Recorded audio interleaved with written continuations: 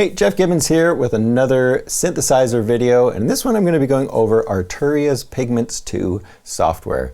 Now this virtual instrument came out a few months ago, the update anyways, and the software has been around for a few years, but this latest version added some new features which a lot of people are very excited about. But what I want to do in this video is go over all of the basics of the software. When you first open it up and first look at it, how do you navigate around the software? What are the different sections? Where do I need to click in order to do certain things?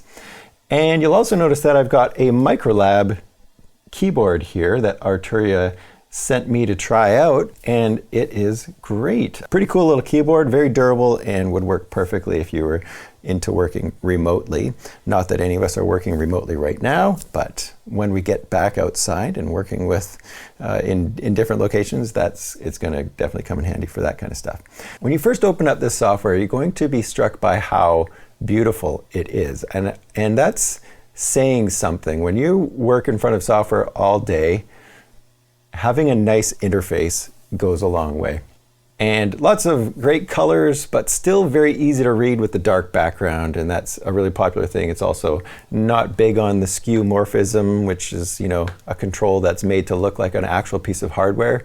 And all of the things that you need to access are visible either with one click or just on the main page right here. So watching the animations of the different LFOs and modulators working in real time is really cool. I love that feature. A lot of synthesizers are still missing out on that. So there is a demo available of the software right now. So many of you are going to be opening this up and trying it out. And the great thing is I don't have to sell you on the software. I can show you how it works, and then you get to decide for yourself if this is right for you.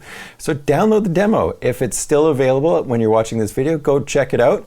And then I also plan to do some videos that get into the details of each of these different sections of Pigments 2. And I am also running this in Machine. I'll show you how this works in Machine, but of course this would work in any other DAW, and I'll show you a little project here as we go along. So let's go right from the top left corner. At the very top we've got this Pigments button, and that's where you can save presets, import presets, export presets, make your own, send them to your friends, whatever. That's where you can also choose to resize the window. Can zoom in and out, and I love the fact that this software is resizable. It looks gorgeous when you make it very big. So if you don't want to be looking at a tiny window, you can make it as big as you want, or if you want to fit it in a small space, and of course you can make it smaller as well. It's also got some tutorials which offer a way for you to click through and learn about the different sections of the synthesizer. So definitely watch through those when you first get the software going. And then it's got an access to the manual right there. The other thing that I found really important and isn't necessarily clear right off the bat is if you want to initialize a patch and start from scratch, you click on New Preset right here, and that will reset everything to an initialized patch. And basically that just means a blank slate to start with so that you can make your own patches, start completely from scratch, and none of the modulators are going to be turned on except for the most obvious ones like the envelope VCA right here. Next thing we've got is the browser. So if you click right here, that'll take you to the browser, and you're going to be able to go through your different patches. So over on the left-hand side, you're going to see types, and you can make your own types. I started making a new folder of types that are granular. So any patches that have granular synthesis in them are going to be in this category, so I can quickly access those. So you've got types, you've got styles, and then you've got banks. And so you can create your own user banks, and then you've also got something at the bottom that says playlists. And if you click on playlists, you could make a playlist of a whole bunch of patches, say, that you're going to use in a gig. So if you're going to play and use Pigments on stage, you could have all your patches set up in a playlist right there. You can reorder them, delete patches and stuff like that. So I would also use playlists for things like different genres of music, maybe patches that work really well in certain genres, and just ways to access things really quickly. And I got to say, I've done this for a long time where I spend some time, and I haven't done it yet with this software, but I'll spend some time going through as many patches as I can. Sometimes I'll start and I'll keep track of how far I've gotten, go through all the patches, find your favorite patches, start tagging them or putting them in a folder, however the software works, so that when you come to make a song, you can go right to your categories of sounds and find all of your favorite patches. Sometimes when you're doing that, you're just going to end up having to make music on the spot, because you're going to find some patch that just totally inspires you. You play something and you realize, I got to make a song out of this right now. So right now, if you're locked in your studio, you're locked in your bedroom with the software, try that. Start going through the patches and just don't even worry about making music, but literally just go through, find your favorite patches, chuck them into folders, tag them. And if something comes out of that, then you start making music right away. And if it doesn't, next time you come to make music, you're going to have this archive of your favorite patches. So it's a beautiful way to get the most out of every synthesizer that you've got. So we can thin things out. I can go pad and see all of the different pad sounds right here, and so on and so forth. Very easy to rename pads, so I'll just click on one pad here.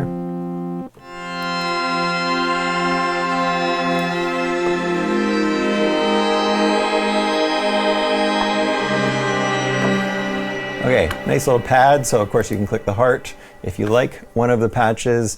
And then over here, if you want to save it with new data, you just go save as, and then here you can start adding in your own things. I can add a new style right here with the little plus button, just name it right there. And I can give it a new name right here also. So I'm gonna hit cancel on that, but that is how you can go and quickly start going through the presets, finding your favorite patches, and having a listen to them. You can also use browse presets with the MIDI controller, and I've got it set to the Microlab right now, this little guy. So then the other thing you can do, of course, is you can arrow down to try different patches out.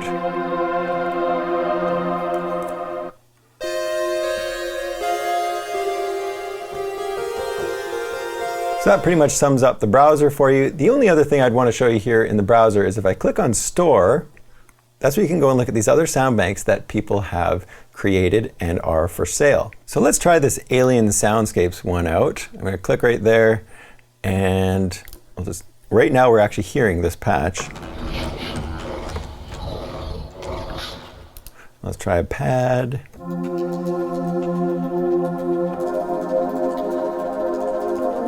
Oh, I like that. I like that kind of random clicky stuff that's happening in there.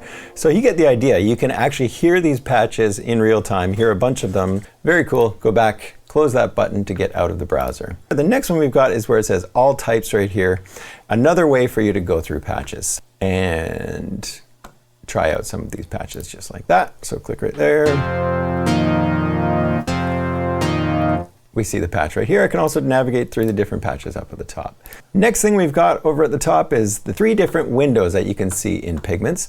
So these are the main windows, and this is kind of all you're going to need to click on to get to all of the different aspects of this synthesizer. The Synth window, which gives you information of all your oscillators, your filters, things like that. Effects is where you're going to actually just see the different effects that we've got in the software, and then the sequencer is where we see the arpeggiator and the sequencer. So back in the Synth window, we now see at this top of this window, we've got 2 different engines. So we've got engine 1, engine 2. Both of them can have either an analog synthesizer, a wavetable synthesizer, or a sampler. And when I say analog synthesizer, I actually mean 3 potential different oscillators on one engine, and then 3 other potential oscillators on a second engine. So we have a ton of potential sounds with the synthesizer engine in this software. It's quite incredible. The first one is analog, and that is going to be virtual analog synthesizer. And if you haven't watched my synthesizer tutorial, then I'll put a link to that. So make sure you check in the description and watch that after the video, because I go over all of the synthesizer basics. We've got a bunch of different controls that come up for that one. If I switch, you see how the windows change a little bit. So if I'm on the analog synth engine, and this one is turned off, by the way, this is a little power button to turn off each engine. And if I'm on engine 1 right here and it's analog, we have a certain amount of controls. Up in the top left, we have the tuning section, and that's where you can change the tuning of that oscillator.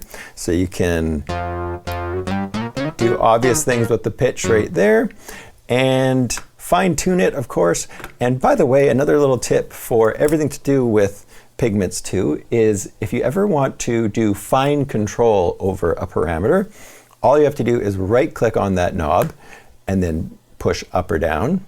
As opposed to regular left-click, you're going to do much faster movements. So that is how you can fine-tune the numbers on a lot of these parameters. So we've got the coarse tune in semitones, and then fine tune, and then just a couple of things on this one. If you click this button right here, that will turn off the keyboard tracking, which would be smart if you were doing some kind of percussion thing. So if you load up a percussion patch and you don't want it to be pitched, make sure you turn that off. Normally you're going to have that on. Next one is a little quantize pitch button. Basically what that does is it allows you to control the pitch of your synthesizer with a modulator, say like the mod wheel. And if you turn that on, you could then quantize the pitch so that it stays in semitones. You could also quantize it so that it stays in a certain scale, which is really cool. So if you turn that button on and turn on this little button right here, let's just set all of these notes off except for the root and the fifth. So we're going to leave that on. And so now what I can do is I can modulate this coarse tuning of this pitch, and it will quantize it or only allow the pitch to be the root or the fifth as I cycle through that modulation. That's something I've never seen before and could be really cool in some situations. Anyways, let's turn that off for now. Let's not worry about it. Underneath the tuning section, you have the unison section. And this is just a way to generate more voices on a synth sound. So right now I have all three oscillators working, and if I just turn these other oscillators off, now I'm just hearing this top one. So let's try playing with the unison.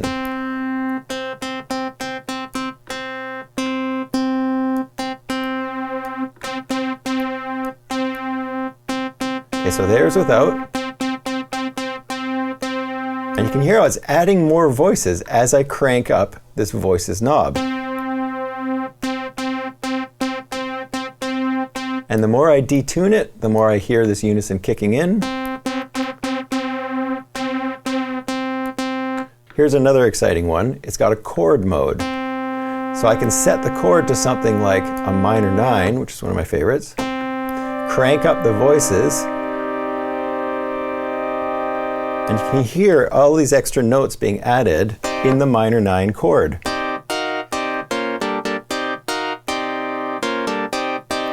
So let's look over at the different oscillators. Now there's some controls in here I won't get too much into, but we've got oscillator 1, oscillator 2, oscillator 3. And the great thing about having 3 different oscillators is that we can start doing some things like FM synthesis, and we can use sync if we have 2 oscillators. All of these different things that you need multiple oscillators for, of course, we could do in here. Arturia has spent a lot of time working on hardware emulations. That's something they're famous for, and they've included all of that tech in this software. So we look at oscillator 1, we've got a sync button, and you're going to have oscillator 2 on in order to hear that do anything. So if let's take our unison off. If you turn sync on and go to the second oscillator and start playing with the pitch, that's when you start hearing some of the magic that happens with this hard sync parameter. So we've got the tuning of each oscillator, we've got the shape of the oscillator here, we've got a sine wave, we've got a triangle wave, we've got a sawtooth wave, and a square wave. And if you choose things like the square wave, then you can choose the pulse width, and that works also on the triangle wave, so you can change the shape of the triangle wave. And pulse width modulation right here. And of course I can modulate any of these parameters with this whole modulation section right here, which we'll get to in a second. We can control the amount of the sound that's going to which filter. We have 2 possible filters. We also have a noise generator right here, which you can turn up. And then we've got another modulation source right here. So we can actually use oscillator 3 as a type of modulator for oscillators 1 and 2. We can get into some really interesting forms of synthesis. So let's go over to the next engine type, which is wavetable. And wavetable synthesis is a more recent version of synthesis than analog synthesis, and involves taking a waveform of some sort. So it could be a really complex waveform that you then use as your source for your oscillator. But what we can do with a wavetable is we can have different slices, and we can switch between them, or we can morph between them. So it can go from one shape into another. So you can get some really complex sounds with wavetable synthesis, and you can import your own wavetables into Pigments as well. So if I click on the Wavetable tab, then of course the controls are a little bit different from the analog synthesis one. And we see buttons like this morph button right here, which allows us to switch smoothly between these different waveform shapes. So if I look at the waveforms right here, I can see a sine wave, I can see a triangle wave, I can see a sawtooth wave, and I can see a square wave. If I click the 2D button, I just see the one that I'm on at that moment. It's kind of like the slice that you're on at that moment. And then what I can do with this wavetable position knob is I can move smoothly between these different waveforms as long as this morph button is on. If it's not, watch what happens. So now I can cause like a sort of stuttery switch between the different waveforms, which could be really cool in certain situations. So I can go in and I can go try all these different ones that they've got included. You can import your own. So let's just try this one right here. We'll go under Process, and now we can see this complex shape. And as we move through this position, we can morph between the different shapes.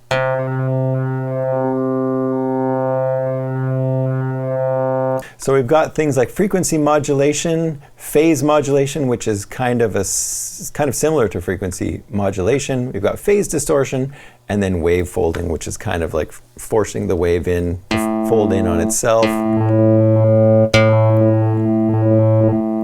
And all of these things just sort of add new timbres to the sound. That's all we're doing, is shaping the timbres. So you can see these different controls right here are all tied to this modulator right here. So if I start playing with something here and start playing, now I can start playing with these knobs.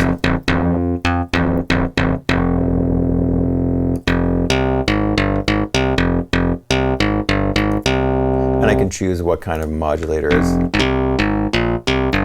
So this is a specific modulator, a frequency that can modulate some of these parameters as well, aside from the modulation that we have already in the synth down here. So this one deserves almost an entire video on itself, but let's go over and look at the sample option as well. And in the sample option, of course, you can drop in any kind of sample and start playing around with it. So if we look at some of the patches, some of the sounds available, I can click in this slot right here and I can load up, say, a marimba. So let's load up the marimba.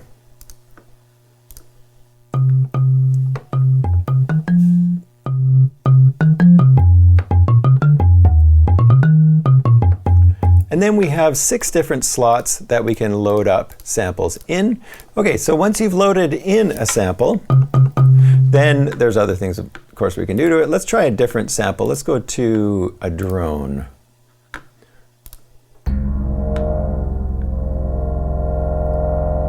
So I could click on this edit button right here. And first thing we should mention is these flags. If I drag this flag right here, I am changing the start point of the sample.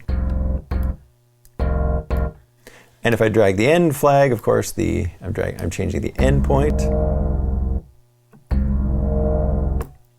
And then you can also turn on this loop button. As long as you're on the Edit tab, I can turn on this loop button. And now what I can do is choose a portion of this sound to loop when I hold the key down. And of course, that doesn't sound realistic because we're hearing the transition, and that's where you can do things like this loop fade right here, which adds a crossfade between these two loop points. And then when I release the key, it stops looping. Of course, we can change the tuning and whether the sample plays forward or backwards there. Next, we've got the map where we can choose how your samples are being used. So we have 6 potential samples that we can load in different slots. And with these controls right here, we can do things like, say, a round robin, where as you play the note, it's going to cycle between the different samples that you have on different slots. You can use single, which is just that one sample. You can use key map, where you map the samples out onto certain ranges. So if you had a multi-sampled instrument, perhaps you could map those out on different ranges. So as you play a lower note, it triggers one sample. Up or higher, it triggers another sample. We've got velocity, so you can actually do different samples depending on how hard you hit the note. And then sample pick, where you get to choose it with a modulator. Round robin, where you can click the note and it will just keep cycling between different sounds. So you can get some really interesting things, especially if you combine that with, say, the arpeggiator or the sequencer or something like that. You get some really interesting random stuff happening there. So that is the sampler. And then if I go back to the main part, we have this granular synthesis option. And the granular synthesis controls on here are extremely cool and open up a whole world of really interesting synthesis that you can use with your own sounds. So if I click on the granular button, the sound gets split up into tiny little slices, little grains. And so these grains, you can choose how many grains there are, you can choose how long the grains are, and if you can think of each slice of audio, does it fade in and fade out, or does it jump up really quickly and drop down, or is it kind of curved and smooth? And that's where we can choose the shape right in the middle. And so if I wanted to be really aggressive, I could choose a trapezoid and make the shape really aggressive like that. We get some kind of clicking sound, but now this is kind of fading in the grains. And then here we can choose how long the grains are. Let's go up a little higher.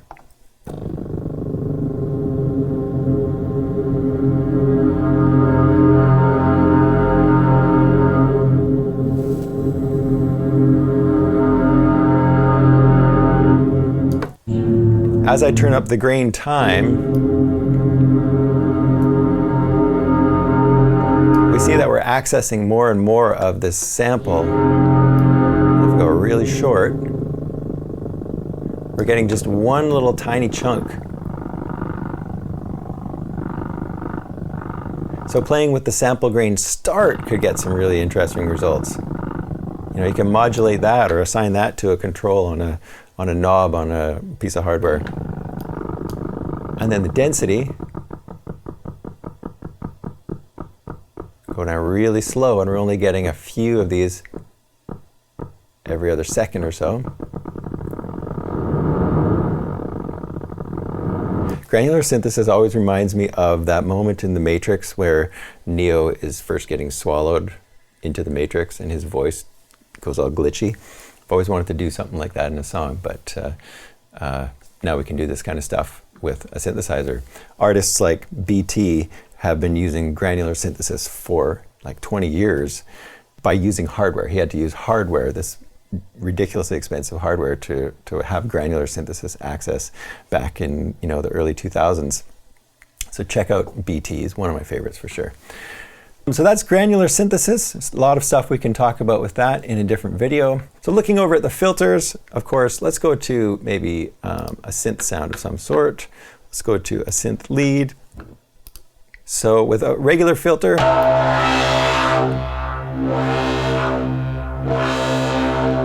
we can adjust the cutoff, and that's the point at which the filter starts removing frequencies. Then we can also change the resonance, which adds a little boost right before the cutoff point and makes the filter a little bit more obvious. So that's what the resonance control is. Again, I go over that in my Synthesizer Basics video, so make sure you check that out.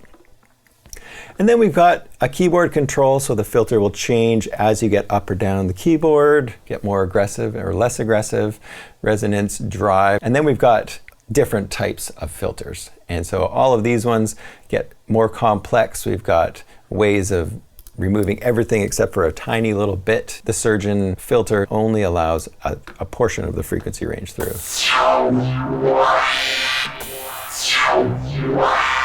So really great sounding filter section. If you choose multi-mode, for example, that's going to be the most basic type of filters, and you can go in and choose from the different basic filters. Low pass filters, high pass filters, and band pass and notch filters. Band pass allowing only a certain frequency through, and notch only cutting a certain range of frequencies. And then the numbers correspond to the angle of the slope. So 6 dB, you can see it's a little bit less aggressive than all the way down to 36 decibels. over here. So that's the filter section. We can have two different filters. You can have the filters connected in series or parallel. So that means you can have one filter filtering and then have the sound run into the next filter, or you can have the sound run into each filter separately and then have control over the filter mix with other controls on the software. So the filter routing is really interesting as well. We can choose the percentage of each filter, and that will change according to whether you have it in series or in parallel. Let's now look at the modulation section. So this whole middle section is where all of the modulation in Pigments 2 happens. The way it works is you've got these different tabs at the bottom, and each of these different tabs apply to these different sections above it. So I can see these are all the keyboard tabs, these are all the envelopes that I can control, the 3 different LFOs, the functions, and so on and so forth, right? So the way it works is any one of these modulators in here can be assigned to most knobs or controls in Pigments. What you need to understand is each of these is a different way of changing a sound, and that's all a modulator is. It's just a way of changing a sound. And there's a few different ways you can apply these changes to these different knobs. And so one of them is to click above a knob. So let's say the filter resonance. I can click this little plus button right here. I can now go and apply any one of these modulators to this control. So all I would have to do is click right here on LFO1, drag it up, and now LFO1 is controlling the resonance. Another way is for me to go to the LFO, click in the top category right here, and then now it says drag contours to create or edit a modulation routing. And what the contour is the outer edge of the knob. So if I click on the outer edge of the knob and start dragging up, I'm now using the LFO to change the resonance right there. So 2 different ways to do it. Again, that was click the plus button and then go to LFO1 and just crank it up. The other way, hit this X to close out of that. The other way is to click on LFO1 itself, and then this window opens up, and then I can go in and grab the contour of another knob or of any knob. So again, the outer ring, drag it up, and now you see it pop up here as well. So you can have multiple things on each modulator. So I'm going to hit the X button, so I don't want that. Hit the X button right there. So it is a little overwhelming at first when you're trying to figure out what modulation is, what modulators do. But as long as you know those different ways to apply a modulator, you can start to play around with it and have some fun with it. And then the beautiful thing is seeing these animations to show you, oh yeah, this is happening on this patch. LFO1 is being used on this patch every time you play a note. And then when you play a note, this function is also being applied. The function modulator is being applied. So let's start with the functions modulator because it's one of my favorite modulators to use. So I can click on the function tab down at the bottom and I can see what function 1 is right here. And then if I click on this function 1 tab, I can see that it is assigned to the filter 1 cutoff. So I click the button and I can see this tiny little animation showing me what's happening right here with the knob, and I can see this parameter right here, and I can see this modulator down here on the bottom. So I can have this be more aggressive by cranking this up right here or down right here as well. I can also go negative, so it would go the other way. And you see the parameter changing on this knob right here. So watch what happens. I'm going to drag this up more aggressive. Let's crank the resonance up. And I can just move this one right here and know that I'm not going to accidentally modulate it, because remember, to modulate, you need to click outside of the knob. So if I did want to animate this one as well, I'd click on the outside, and now I can see both of these are going to get affected by this one modulator, this function modulator. Which is actually kind of neat. We can hear what's happening with that resonance if I add that in there. So right now it's set to hertz, but if I want to, I could set this to sync to the tempo of my song. So right now, this tempo of my song is at 95 beats per minute. So what that means is each one of these divisions here, I can have them show it as a beat. So if I click on this knob, I can see that it is set to whole note. If I wanted a quarter note, I could drag it up to a quarter note and so on and so forth. If you want things like dotted quarter notes, which I love for certain things, make sure you click on rate sync and go over to sync dotted or sync triplets. And sync triplets would also work for swung, because I was trying to figure out how I could get swing in here But if you put it to sync triplets, you could use this little grid here to manipulate things that were fully swung. So 100% swing, where it's basically triplets. Da, da, da, da, da, da, da, da. Let's just quickly try something with this function and see if I can play around with some parameter that might make sense. So I'm going to drag this all the way down, and you see if I just click anywhere, I will set a new point in. I can click over here, grab another new point. I can click again, have another new point. I can take these arrows and make it logarithmic, linear, or logarithmic the other way, right? So watch what happens here.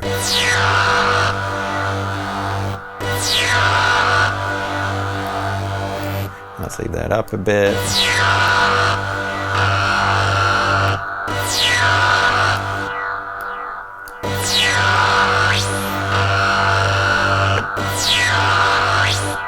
So I can now make this kind of a pulsing thing. Of course, if I was going to do that, I wouldn't want to draw them in. I would want to use these other draw modes where I could use just something like this. Take the pencil tool and just start drawing in something like this.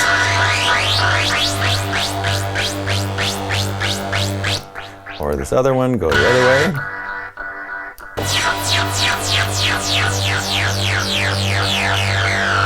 And that's all going with the tempo of the song. I can make this go faster by going to a half note.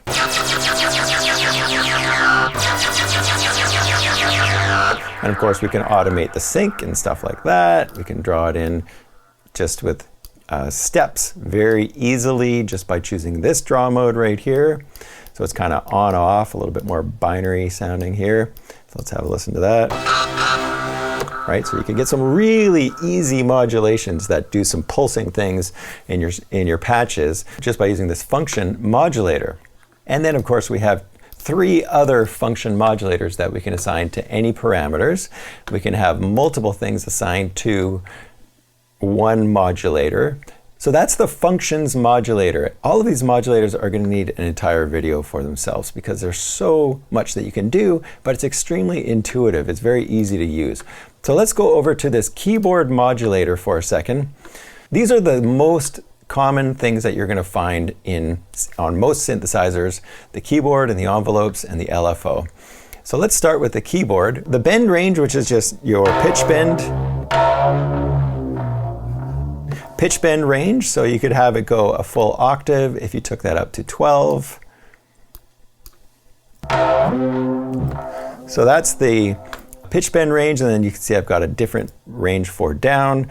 So let's just undo that. And by the way, that's another thing I didn't mention, but Pigments 2 has an undo feature in the synthesizer, which is just like, that's so awesome. How many times do you click somewhere on a software synthesizer and accidentally change a parameter and then maybe not know what you did or just completely botch something, right?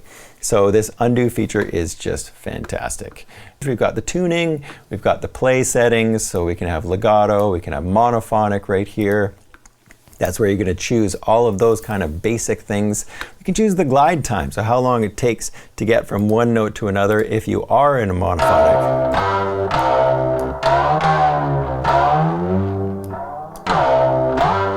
And that's also called portamento, this glide time right here. And then we've got the other things like the velocity curve. So what happens with different velocities on this patch. It takes a while before your louder notes really start to make a difference, and then they jump up at the last second.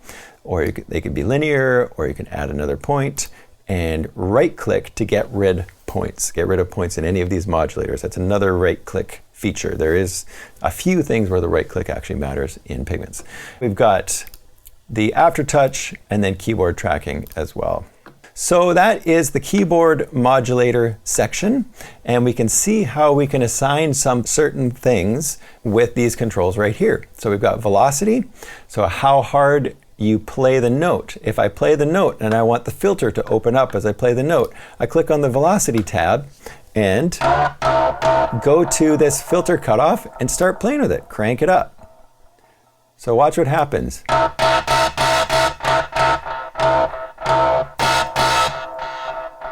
Let's crank up the resonance so it's even more obvious.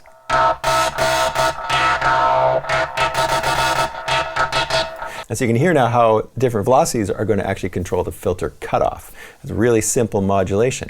So let's turn that off just by clicking this X and close that window.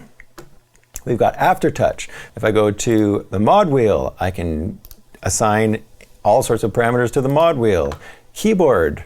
So this one is going to change as you move up or down the keyboard.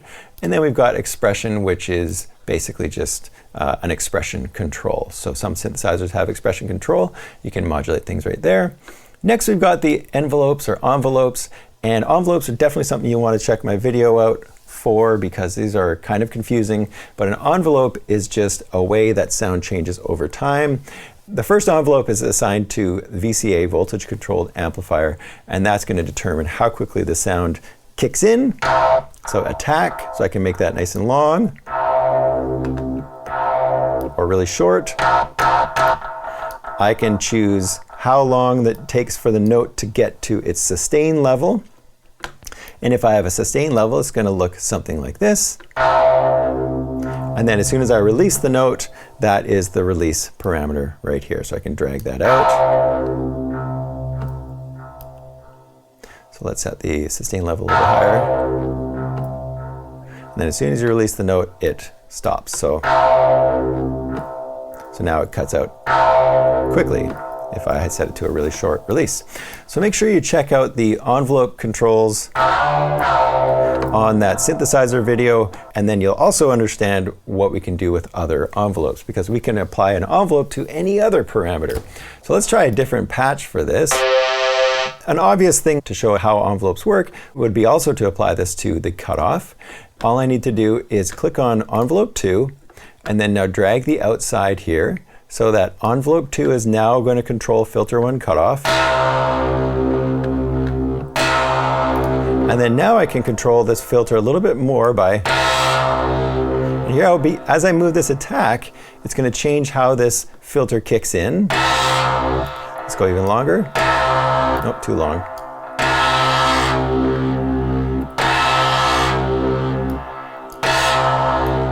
And then if I click on the attack curve, I can drag this in a bit. Let's go a little faster.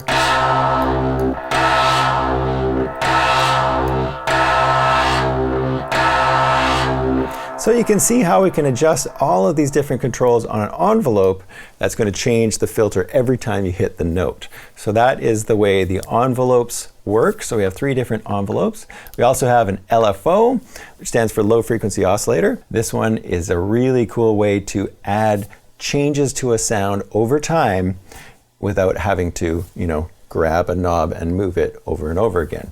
So we've got the LFO right there, and then we can choose the waveform. So is this a sine wave kind of change that's changing gradually over time up and down, or is it more aggressive like a triangle? And then we can take it into a square. Different ways to control these parameters over time. Let's just reset this patch, and I'll try playing with this filter too. So I'm going to change the filter mix so we can hear both filters. And now this formant filter, I didn't mention it, is a really cool filter. It has kind of a kind of a mouth thing that happens with it. And so you can do some really interesting sounds with this formant filter. As I move this frequency shift, and so what I can do is I can modulate that with an LFO. So let's click on LFO 1 and then start dragging this frequency shift so that it moves with the LFO.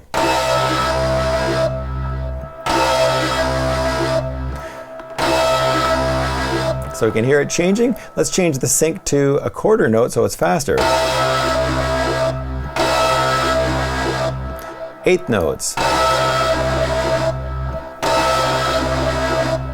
So you can hear how it's now modulating that over time with a sine wave. Let's change it to a triangle wave so it's more aggressive, or a square wave so we can hear it on and off. And then we have the functions one. We've got random, which is exactly what it sounds like. So different ways of modulating parameters in random ways. And that seems to be a strength of Pigments, is the randomization of information and modulation. And so I won't go over into those ones right now, or the combinate, but what the combinate is a way to have 2 different or more different modulators influencing something at the same time. So you could have, say, a functions thing like this one. You could draw in something aggressive like I showed you earlier with these things that are jumping up and down, but then you could combine that with an LFO that's going to change things more gradually, and you get this combination of modulation, which is another thing I've never really thought about. So this combinate adds a whole other level to modulation in a really exciting way. So the last thing over on the main window we've got is this macros control, and you can assign any parameter to the different macros. So you can click on any one of these macros, assign some kind of control, and then you can assign that macro to a certain knob, a way to have more control over your different sounds. Next thing we got to look at is the effects, and if I click on the effects tab right here, we can see that we have the option of 3 different effects on bus A, 3 different effects on bus B, and then 3 more effects on this send bus. 9 different effects on any one patch. On the bus right here, you can see the different effects that you've got. You can move effects around, so reorder them. I can go to my compressor right here, and I can change this to something else. So I could change that to a flanger, say, perhaps. So that's how you go in and choose your different effects. And you click on, say, the bus B, and I can see the 3 different effects that I've got there, the wave folder, the overdrive, and the flanger. And you'll see the different parameters that you can change in those. And of course, all of these can be automated. We've got the send bus, where we can go and put things like reverb and delay and chorus. Those are typically what you'd use as a send, and there's no reason for you not to use them here like that as well. But of course, you could just use reverb as a regular insert over here also. And then you've got dry and wet to control how much you have of each of those effects. So here we can hear this tape echo going for quite a long time. Let's turn it off. No more tape echo. Turn it back on. And let's just try this reverb, crank up the wet. And just to reiterate, if I want to modulate, say, this thing right here, all I have to do is click this little plus button, and then now it makes this available for me down here. So I could control this dry and wet with LFO1. All I have to do is drag up right here, and now you hear that LFO that we just put on that other patch is now affecting the reverb dry and wet. So it's kind of kicking in and out. Remember I had it on a square wave? Watch what happens if I click on that LFO and change it back to a sine wave. And if I want to remove that parameter, I click on LFO1 right here, and I just hit the X. So it's no longer automating this reverb parameter. So every knob that has a little plus button pop up next to it is one that you can modulate in some way or another. So that's the effects. I won't bother going into the different types of effects. You'll see different controls pop up with them. But if you want to turn an effect on or off, there's a simple little power button. Turn those on. You can turn an entire bus of 3 different effects off at one time right here. You can choose whether the effects run into each other. If you had sound that had delay on it, you'd want that running into the effect that has reverb so that your delays have that reverby sound as well. So that's the effects window for now. And then the last tab is the sequencer tab. And with this sequencer tab, you can choose an arpeggiator or a sequencer. And I won't go into the details of this one right now, but I've been playing around with this one a bit, and it is super cool. Arpeggiator, if you turn that on, it's going to cycle through the pitches that you're holding down, which is, in some cases, going to be more practical than the sequencer, and you'll see in a second. So now, watch what happens if I choose different octave buttons.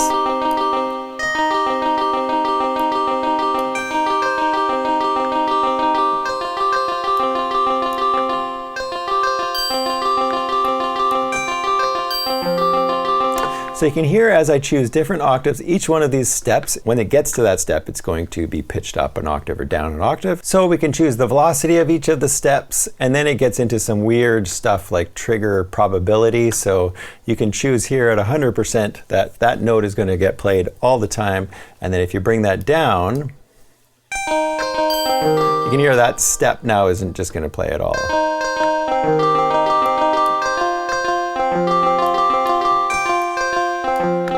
So 100% is on and 0% is off all the time. And then if we go to gate length, we can choose how long each note is played for. Or that one note gets held now. Then we also have this slide up to notes.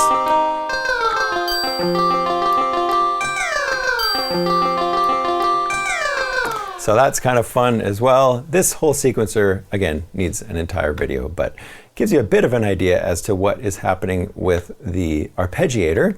And then if I click over to sequencer, watch what I can do here. I can go and I can choose. I can choose certain notes. Let's turn off the octaves. And right now we can see the octaves are still there from my last one. So let's just reset all of these controls right here. There we go. And then of course here, what I can do is I can choose another note. So let's go up to C and a G. And a D flat.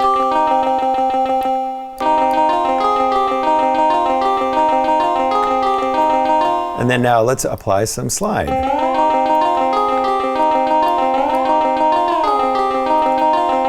And then let's take some down the octave. So you get an idea of what you can do with the sequencer. You can make these complex patterns that repeat and notes kick in or slide up or don't kick in, or you can go choose the swing. So if your song is swung, like the one I'm going to show you in a second is. Now it's swung. You can deal with swing in a sequencer, which of course is very important, and make some really complicated and cool sounding patches just with the sequencer or the arpeggiator on its own. I'm going to show you an idea that I've got in Machine. So I'm going to show you how I built that, and it's just a start of something, but just to show you some cool ways of implementing some of these things in this software. Okay, so for this little idea, what I did is I started on Machine with a little drum pattern.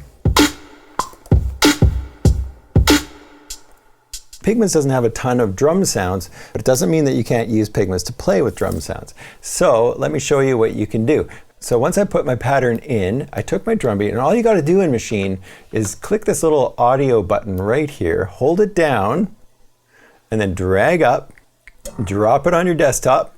And then what I did is I made another Pigments on another group, double click on that Pigments right there, and then all I did is dragged and dropped this drum beat right into that Pigments. Added a formant filter. And if I just turn off this for a second, you'll hear what the formant does. Right? It sounds pretty cool. So I'm just going to undo that so it goes back to where it was. And so I played around with that a little bit, and then I went over to a functions modulator and drew in something that was close to what I was doing with the knob, which of course I could just automate or whatever, but I just want this to happen over time. So I'll go in and add these points here.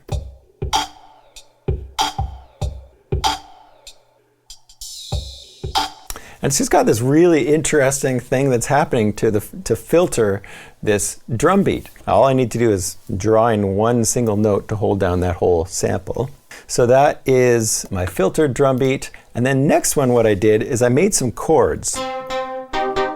So I found a nice Pigments patch, and then on the Microlab here, it's got a neat little feature that's similar to the chords feature in Machine, where you can hold down a chord. So let's say, I think what I did is I held down a 9th chord. So something like this, a minor 9 chord. It wasn't quite that one, but let me show you what that would sound like. I hold down the Shift and the hold button or the chord button, and I play a chord, and then I let go. And now every time I play a chord, it's going to play all of those notes. So it's very similar to what you can do in Machine, but I can do this right from the Microlab in other software as well. So I played something like that in there, which has kind of a neo-soul kind of feel to it right here.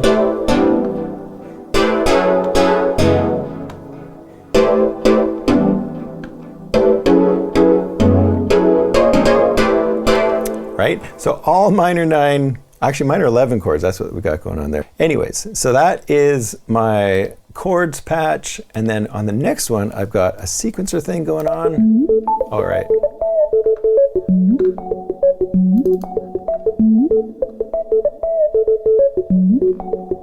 All I did is program in notes that fit into this minor 11 chord so that every time I play a note,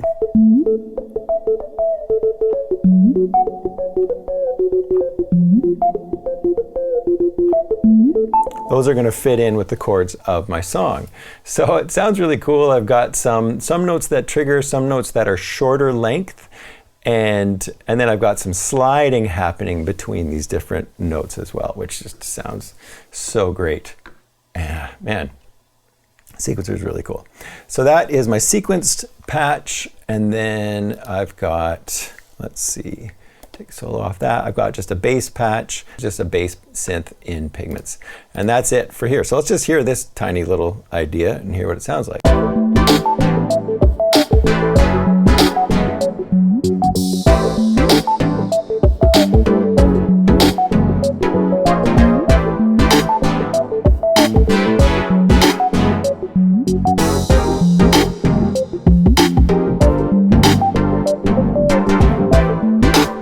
Obviously, it's not a full song. I need to flesh this out, but it gives you an idea of how I was playing around with these different things in Pigments to make up this little funky idea. So hopefully that gives you a good primer on Pigments 2. It is an amazing program. I'm just starting with it myself, and I just love it already.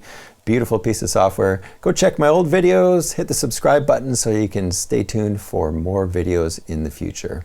So thanks for watching, and stay safe out there.